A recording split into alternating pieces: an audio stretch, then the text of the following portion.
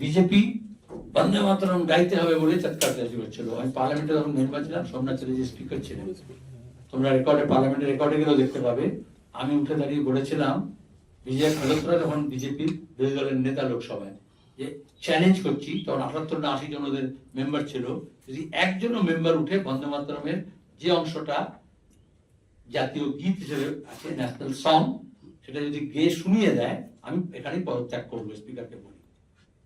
এবং Times of ইন্ডিয়ার পরদিন খবর থাকে দেয় যে 2 মিনিট সাইলেন্স, কেউ মরে যাওয়ার জন্য নয়, কিন্তু 2 মিনিট কেউ উঠে দাঁড়িয়ে এটা বলতে পারলো না, কোনো বিজেপি বেঞ্চ থেকে একজন উঠে, যে আমি গানটা গাইতে পারি এবং গেয়ে শোনাই। 2 মিনিট পরে আমি বললাম যদি আমি গেয়ে শোনাবো এখন, কিন্তু একজনকে উঠে দাঁড়ায় যে পদত্যাগ করবে গান গায়নি বলে। যদি ওরা নিজেরা, এই যে প্রধানমন্ত্রী এত সব কথা বলছেন, আচ্ছা যদি ছোটবেলা থেকে বা স্কুল লাইফ থেকে যে আমরা প্রার্থনা সঙ্গীত গাই, জাতীয় সঙ্গীত গাই, যদি নিয়মিত গাইতেন, তাহলে তো বা গাইতে তো কোনো অসুবিধা হতো না। এটা তো বঙ্কিমদার ব্যাপার নয়। তাহলে আসলে ওরা বন্দে মাতরম শব্দটা উচ্চারণ করে অন্য ভুল ভাবে। সন্ধিবদ্ধ শব্দ, সমাজবদ্ধ যে শব্দ, তার মানে জানে না, তবে তারা উচ্চারণ করে। একজন বলে বন্দে, একজন বলে মাতরম, বলে নাম করে স্লোগান দেয় না। আসলে বন্দে মাতরম একটা সমাজবদ্ধ শব্দ, কে গ্রামার শেখাবে? পলিটিক্যাল গ্রামারও ভুল।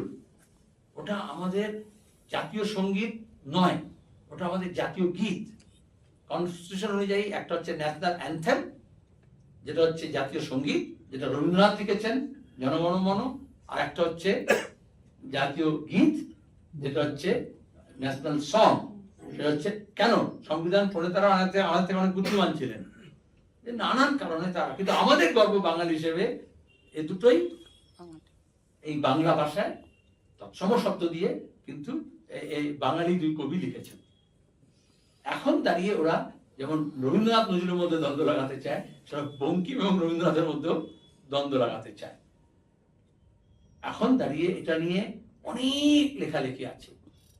যখন 100 বছর হয়েছিল, তখন আমরা পুস্তিকা বার করে দিয়েছি, এটা একটু পড়তে হয় যে কেন সংবিধান সভায় যখন আলোচনা হলো কনস্টিটিউশন অ্যাসেম্বলিতে, কেন তারা জাতীয় সঙ্গীত হিসেবে জনগণ বেছে নিলেন, কেন বন্দে মাতরম মানলেন না, কেন আজাদ হিন্দ ফৌজ যখন নেতাজির নেতৃত্বে লড়াই করছিল, তখন কেন স্লোগানটা তারা জয় হিন্দ দিলেন, কেন অন্য কোনো স্লোগান দিলেন না। কারণ একটা ধর্মনিরপেক্ষ রাষ্ট্রে সব ভাষা, সব ধর্মের ঊর্ধ্বে উঠে একটা ন্যাশনাল একটা কল, ক্ল্যারিয়ন কল দিতে হয়। এটা কোনো একটা ধর্মীয়, কোনো একটা জাতীয়, কোনো একটা ভাষিক এরকম ভাগ হয় না।